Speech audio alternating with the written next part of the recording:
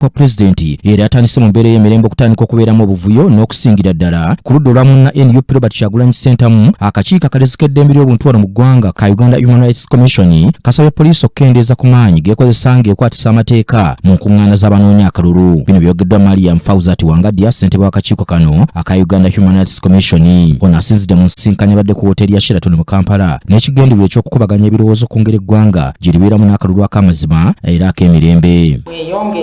Kwasisa amateeka n'empisa, maintain the law and order, amateeka n'ebiragiro ebyateekebwawo ebyateekebwa akakiiko ak'okulonda mu buvumu mukwasise amateeka n'ebiragiro n'obuvumu n'obukugu naye ng'omulimu gwange mulina okutambuliza mu okussa ekitiibwa mu ddembe ly'obuntu, okukozesa elyanyi kibe okusalawo okukozesa elyanyi should be a last resort, kibe nga kyekikolwa ekisembayo. Naye ate bwe muba musazeewo nti embeera esaanidde okujjayo okukozesa eryanyi libe lya kigero ate lireme kusuukawo. Olukungaana luno lwetabiddwamu abakulu okuva mu kakiiko k'eddembe ly'obuntu, ab'akakiiko ak'ebyokulonda ne poliisi sako n'abantu abalala. Wangadya era alabudde ku bibinja by'abavubuka ebyakazibwako eri eggaali ebikozesebwa mu kakuyege n'agamba nti bino bikolera wabweru w'amateeka era n'asaba poliisi okubeerako kyekola. Abamu beeyita bigaali oba futusojja naddala wano mu Central Region. Njagala ntegeeze eggwanga lyonna nti obubinja buno obw'abavubuka vigilantes buliwo mu mateeka bwa bulabe ate bukontana n'enkola ya demokrasiya mu ggwanga. Okuwa obukuumi ba kandidate bonna ku mitendera gyonna kababe ba presidential candidate ogw'omulimu gwa Uganda Police Force yokka. Era nkubiriza Uganda Police Force nti obubinja obwo busaatululwe bunambiro.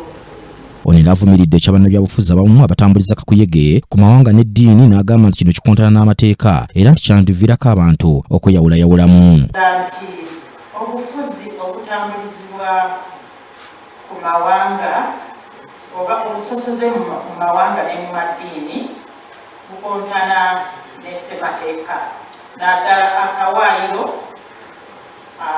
akatulagira ffenna equality, ffenna twenkana waleme kubaawo obusosoze ku mitendera gyonna. Y'omwogezi w'akakiiko k'ebyokulonda Julius Muchunguzi asabye abantu bonna okugoberera amateeka agaalambikibwa akakiiko k'ebyokulonda mu kulungamya kakuyege era nga poliisi agisabye enoonyereze ku buvuyo obwali eyigganga munna NUP Kyagulanyi Ssentamu lwe yaliyo nga wenja akalulu. Baagala akalulu ne kampeyini ze z'emirembe naye ennaku zino eziyiseeko tulabyewo ebifo ebimu abaddewo emivuyo egituuse n'okufiiramu bannayuganda. Akakiiko k'ebyokulonda kaagala okusaasira abo abafunye ebisago n'abafiiriddwa abantu baabwe mu mivuyo gino gye twalabyeko mu bifo ebimu ebyokulonda. Ate emivuyo egyo gye tulabyeko giteeka obubaka bw'akakiiko k'ebyokulonda bwe kazze kakaatiriza ku buli omu eyeetali mu kulonda okugoberera amateeka g'ebyokulonda n'okweyisa mu mirembe kuba akakiiko kamanyidde ddala nti emivuyo. Diana Kyasiimire akiikiridde Ssaabaduumizi wa poliisi Abbas Byakagaba ayogedde ku bireetera poliisi okukugira munna NUP Robert Kyagulanyi Ssentamu okukozesa enguudo ezimu ng'agenda okukola ku kuyege we.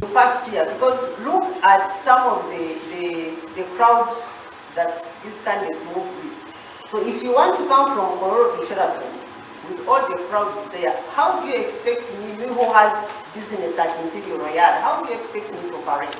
Why don't you use a route which is because still when you go through Waisa, you will still reach here.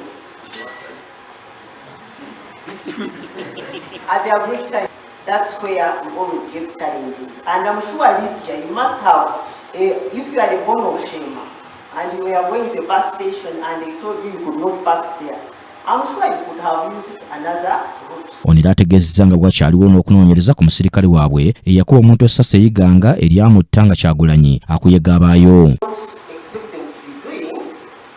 Don't know sometimes where to balance. We don't know why, for example, the case in Iganga happened. When should you, because for example, at no point were we expecting someone to shoot.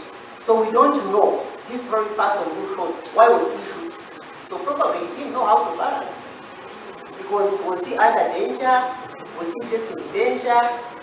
If someone was throwing a stone, maybe he shouldn't have responded with a gun. Munnamateeka w'ekitongole ki Uganda Communications Commission ekifuga eby'empuliziganya wano mu ggwanga Abdusalaam Waiswa asuubizza bannayuganda nti si bakuggyako yintaneeti mu kiseera eky'okulonda kyokka n'alabula abanaakozesa obubi emitimbagano mu kiseera kino nti baakuvunaanibwa. Nkubiriza bannayuganda ffenna otukozesa intaneti bwe tuba nga tugyagala nnyo era nga twagala egende mu maaso nga tugikozesa twongere ogikozesa obulungi twewala ogikozesa ebintu byonna ebiyinza obaolyawo okuviirako abantu ab'ebyokwerinda okulowoozesa nti intaneti eyo eyinza okukozesebwa obubi n'ereeta obuzibu mu ggwanga kubanga intaneti evaako lwakuba nti ffe nga UCC twagala nnyo tugiggyeko kuba ffe nga baregulator kye tusinga okwagala okulaba nti abannayuganda bangi bakolesa intaneti. Onera asabye bannayuganda okukozesa amasimu ssaako n'emikutu egy'enjawulo gamba nga TV ne radio okugatta abantu so si kubaawula. Kyambadde Shadraka Joshua yakusakidde eggulire lino ku Rocket TV amalindirire.